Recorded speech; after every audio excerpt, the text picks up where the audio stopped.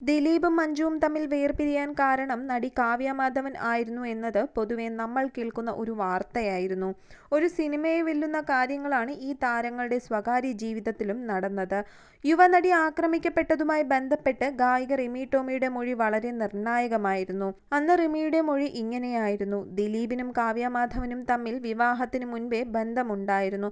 ഇതും മഞ്ജു വാര്യരെ അറിയിച്ചത് ആക്രമിക്കപ്പെട്ട നടിയായിരുന്നു.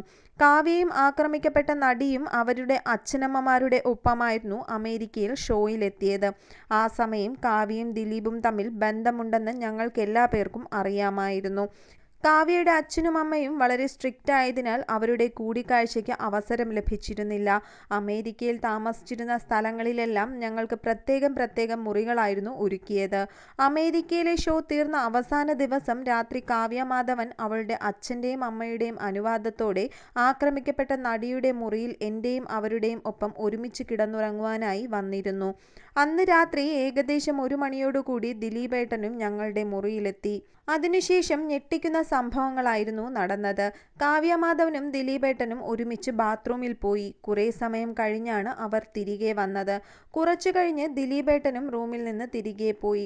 ഇതിനുശേഷം 2012 ഫെബ്രുവരി 12-ന് മഞ്ജു ചേച്ചിയും സംയുക്ത വർമ്മയും ഗീതു മോഹൻദാസും കൂടി ആക്രമിക്കപ്പെട്ട നടിയുടെ വീട്ടിൽ ചെല്ലുകയും ദിലീപേട്ടനും കാവ്യയും തമ്മിലുള്ള ബന്ധത്തെക്കുറിച്ച് ആക്രമിക്കപ്പെട്ട നടിയുമായി സംസാരിച്ചതിനെ പറ്റിയും എനിക്കറിയാം. ആക്രമിക്കപ്പെട്ട നടി അമേരിക്കൻ ട്രിപ്പിൽ വച്ച് നടന്ന കാര്യങ്ങളെക്കുറിച്ചെല്ലാം മഞ്ജു ചേച്ചിയോട് തുറന്നു പറഞ്ഞിരുന്നു. അതിനുശേഷം ആക്രമിക്കപ്പെട്ട നടി എന്നെ വിളിച്ച് ഞാൻ മഞ്ജു ചേച്ചിയോട് അറിയാവുന്നതെല്ലാം തുറന്നു പറയണമെന്നും അവളെല്ലാം ചേച്ചിയോട് പറഞ്ഞിട്ടുണ്ടെന്നും പറഞ്ഞു.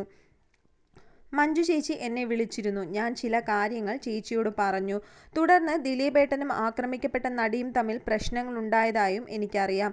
2013-ലെ അമ്മ ഷോയുടെ റിഹേഴ്സൽ നടക്കുന്നതിനിടയിൽ കാവ്യയും ദിലീപേട്ടനും ഒരുമിച്ചിരുന്ന് സംസാരിക്കുന്നതുമായി ബന്ധപ്പെട്ട ചിത്രങ്ങൾ മഞ്ജു ചേച്ചി അംഗമായ വാട്സ്ആപ്പ് ഗ്രൂപ്പിലേക്ക് ആക്രമിക്കപ്പെട്ട നടി അയച്ചു കൊടുത്തിരുന്നുവെന്ന് ഞാൻ കേട്ടിട്ടുണ്ട്. പിന്നെ അവൾ ആക്രമിക്കപ്പെട്ട വിവരം ഞാൻ ടിവിയിൽ വാർത്ത കണ്ടിട്ടാണ് അറിയുന്നത്. രാവിലെ 9 മണിയോടെ ഞാൻ കാവ്യയെ വിളിച്ച് ഇക്കാര്യം പറഞ്ഞു. എന്നാൽ ഈ വാർത്ത ആദ്യമായി കേട്ടതിൻ്റെ നടുക്കമോ ആകാംക്ഷയോ കാവ്യയുടെ പ്രതികരണത്തിൽ തോന്നിയില്ല.